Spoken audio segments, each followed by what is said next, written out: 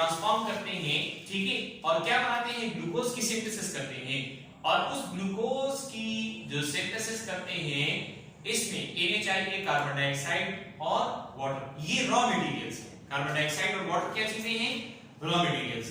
तो ये बात आपके ज़हन में रहे कि it took more than 300 years, 300 साल से ज्यादा का टाइम लगा है किस चीज पर, 300 साल से ज्यादा का टाइम लगा है फोटोसिंथेसिस के प्रोसेस को समझने में।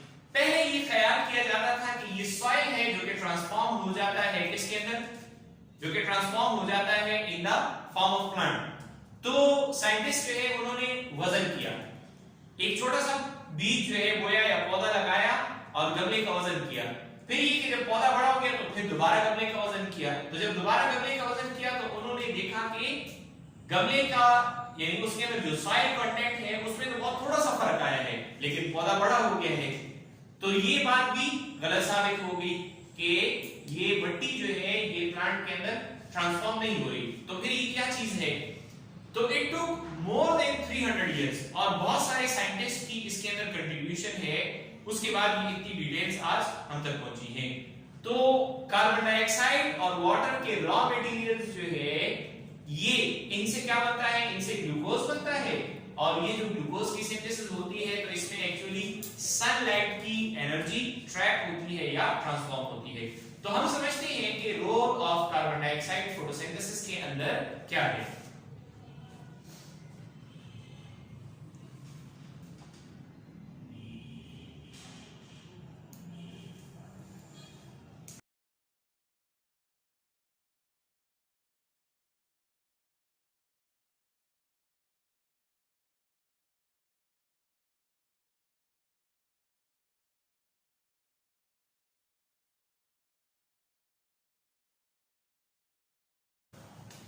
Role of carbon dioxide in photosynthesis, carbon dioxide का फोटोसिंथेसिस के अंदर क्या रोल है। तो देखिए कार्बन डाइऑक्साइड का जो रोल है किस चीज के अंदर, कार्बन डाइऑक्साइड का जो रोल है फोटोसिंथेसिस के अंदर, किसके अंदर, फोटोसिंथेसिस के अंदर। इसमें मेन जो एक्सपेरिमेंट किया था वो किया था FF ब्लैकमैन जो है उसने।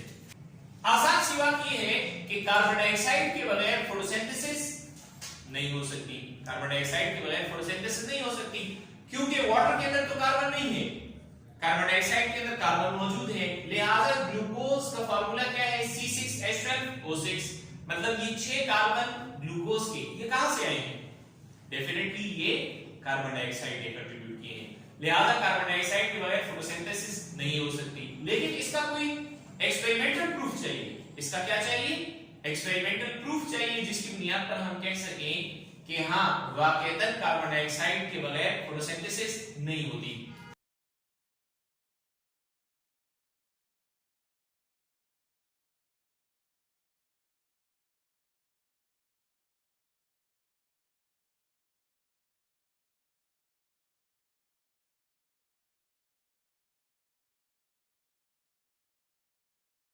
अच्छा जी, एक ही तरह का प्लांट लिया गया, उसको दो गमलों के अंदर रख दिया गया, दो पॉट्स के अंदर रख दिया, और दोनों पॉट्स को रखा किस चीज के अंदर, बेलजार। बेलजार जो है इसकी शेप बेल की तरह, घंटी की तरह होती है, लिहाजा इसको कहा जाता है बेलजार। और ये बना होता है किसका, बेलजार जो है ये बना होता है शीशे से, glass, and that is transparent, glass से बना होता है, और ये क्या है, ट्रांसपेरेंट होता है। एक्सपेरिमेंट को करने के लिए क्या है, एक्सपेरिमेंट को परफॉर्म करने के लिए जो स्टेप्स हैं वो क्या हैं, ये जो एक्सपेरिमेंट हुआ है इसमें कौन कौन से स्टेप्स लिए गए हैं। तो देखिए एक स्टेप है स्टेप 1,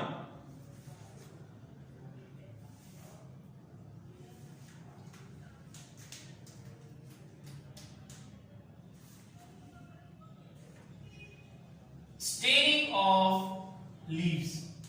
लीव्स की क्या की गई, स्टेनिंग की गई, ठीक है, और ये लीव्स की स्टेनिंग की गई किसके जरिए से, स्टार्च के जरिए। लीव्स की स्टेनिंग की गई है किसके जरिए से, स्टार्च के लिए, और अप्लाई किया गया है आयोडीन स्टेन।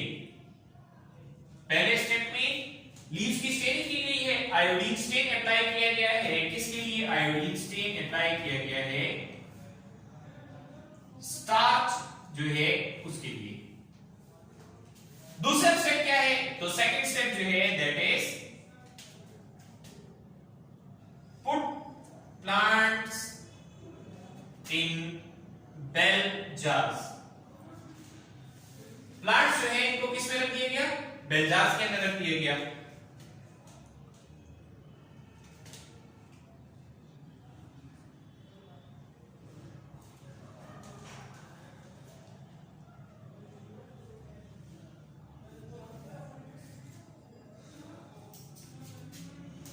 इनको अलाउ किया गया कि ये क्या करें? इनको अलाउ किया गया कि ये फोटोसिंथेसिस करें, और फोटोसिंथेसिस जो है करने के बाद बेलजार से इनको हटा के दोबारा स्टेनिंग की जाएगी। बेलजार से इनको हटा के दोबारा क्या की जाएगी?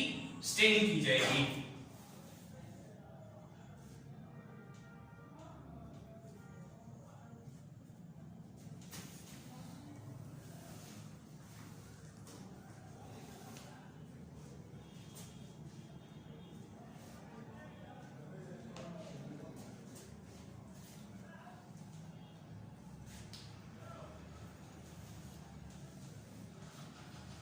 देखिए, staining again to determine change in quantity of starch. अब स्टार्च का फोटोसिंथेसिस से क्या रिलेशन है, इसको जरा एक मिनट के लिए समझिए। देखिए, हमने कहा स्टेप्स क्या हैं कि दोनों प्लांट्स में से एक एक पत्ता निकाल दिया बेलजार में रखने से पहले। बेलजार में रखने से पहले इनमें से एक एक पत्ता निकाल दिया। अब एक एक पत्ता निकाल दिया, एक इस प्लांट का एक इस प्लांट का, दोनों में स्टार्च की मिकदार देखी। दोनों के अंदर किसकी मिकदार देखी? स्टार्च की मिकदार देखी। फर्स्ट करें, हमारे पास इसका क्या आ गया? इसका हमने ले लिया स्लाइड, और लीव्स जो है उसका हमने स्लाइड बनाया, और उस स्लाइड के अंदर हमने लीव्स का एक टुकड़ा रखा था, और इस पर हमने आयोडीन स्टेन अप्लाई किया। तो इसके अंदर जहां जहां स्टार्च मौजूद था, आयोडीन की वजह से उसमें इस तरह के स्टार्च ग्रेन्यूल्स या स्टार्च के दाने वो वाज़ेह नजर आ गए। इसी तरीके से इसके अंदर भी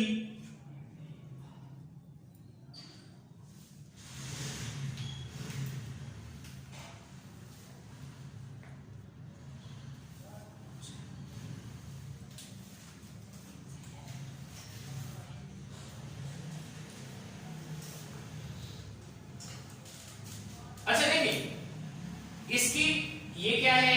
ये स्टेप 1 वाला है। ये क्या है? This is staining of step 1। और इसी तरह यहां पर ये क्या है? ये भी है स्टेनिंग किसकी?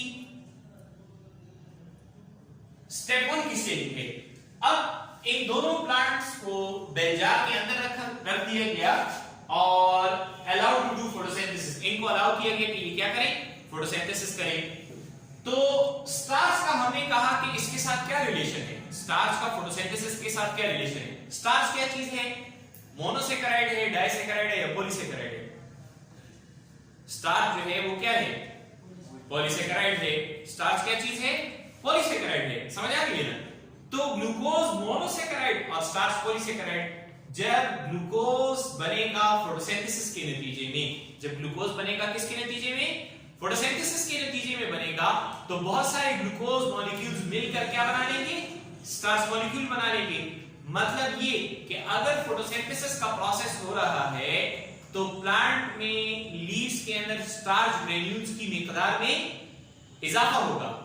अगर फोटोसिंथेसिस का प्रोसेस हो रहा है, ग्लूकोज बन रहा है और वो ग्लूकोज इकट्ठे होकर स्टार्च बना रहे हैं, तो इसका मतलब ये कि फोटोसिंथेसिस अगर होगी तो स्टार्च की मिकदार में इजाफा होगा।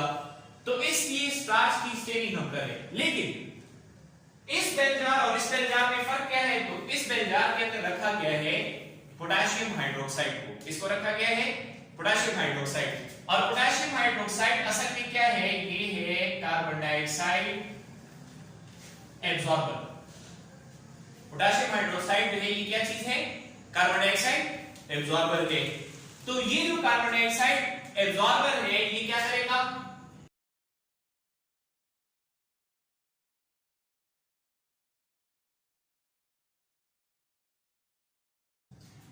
इस बेलजार के अंदर जितना भी कार्बन डाइऑक्साइड है, इस बेलजार में जितना भी कार्बन डाइऑक्साइड है उसको कौन एब्जॉर्ब कर लेगा? पोटेशियम हाइड्रोक्साइड एब्जॉर्ब कर लेगा। लिहाजा इस बेलजार के अंदर क्या है? No photosynthesis.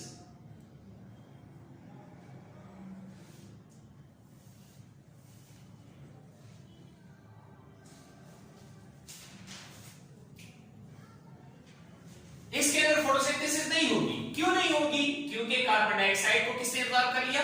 पोटेशियम हाइड्रोक्साइड ने। जबकि इस वाले बेंजार जो है इसके अंदर फोटोसिंथेसिस हुई क्योंकि इसके अंदर जो अवेलेबल कार्बन डाइऑक्साइड था वो सनलाइट की मौजूदगी में ट्रांसफॉर्म हो गया किसके अंदर? वो ट्रांसफॉर्म हो गया इन द ग्लूकोज, ठीक है, वाटर के साथ मिलकर। लिहाजा अब स्टेनिंग दोबारा की गई, तो स्टेनिंग की गई स्टेप 4 में।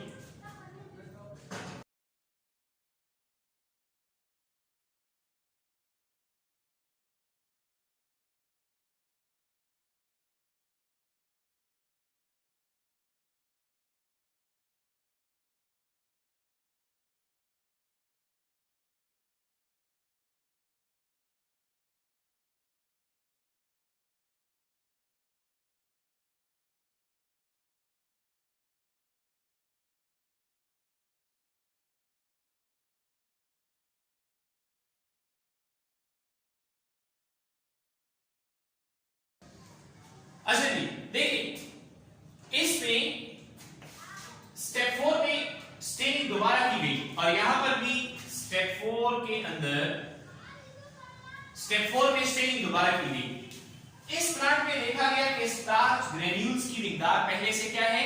ज्यादा है। यहां पर स्टार्च ग्रेन्यूल्स की मिकदार पहले से क्या है? ज्यादा है।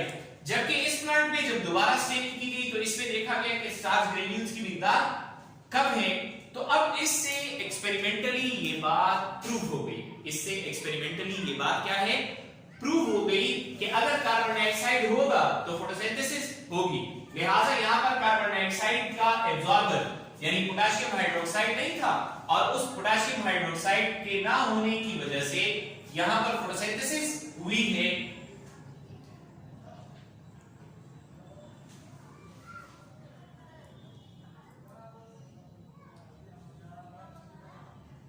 यहां पर फोटोसिंथेसिस हुई है और इस बेंजार के अंदर फोटोसिंथेसिस इसलिए नहीं हुई कि पोटेशियम हाइड्रोक्साइड ने सारा कार्बन डाइऑक्साइड क्या कर लिया है? एब्जॉर्ब कर लिया है। लिहाजा जब सारा कार्बन डाइऑक्साइड जो है ये एब्जॉर्ब हो गया है, जब सारा कार्बन डाइऑक्साइड क्या हो गया? एब्जॉर्ब हो गया है, फोटोसिंथेसिस नहीं हुई, तो ग्लूकोज जो है वो स्टार्च में कन्वर्ट भी नहीं हुआ। इस तरीके से स्टार्च ग्रेन्यूल्स की मिकदार में कोई फर्क नहीं आया। तो इस एक्सपेरिमेंट के जरिए क्या है? इस एक्सपेरिमेंट के जरिए से ये बात कंफर्म हो गई। ये बात क्या होगी? कंफर्म हो गई कि किस तरीके से क्या है, किस तरीके से कार्बन डाइऑक्साइड के बगैर फोटोसिंथेसिस नहीं हो सकी। ये इसका क्या था? ये जो है इसका एक्सपेरिमेंटल प्रूफ था। ये इसका क्या था? This was the experimental proof. ठीक है, स्टे ट्यून, इंशाल्लाह इस पूरे चैप्टर की वीडियोस जो है हम अपलोड करेंगे। टेक केयर एंड अल्लाह हाफिज।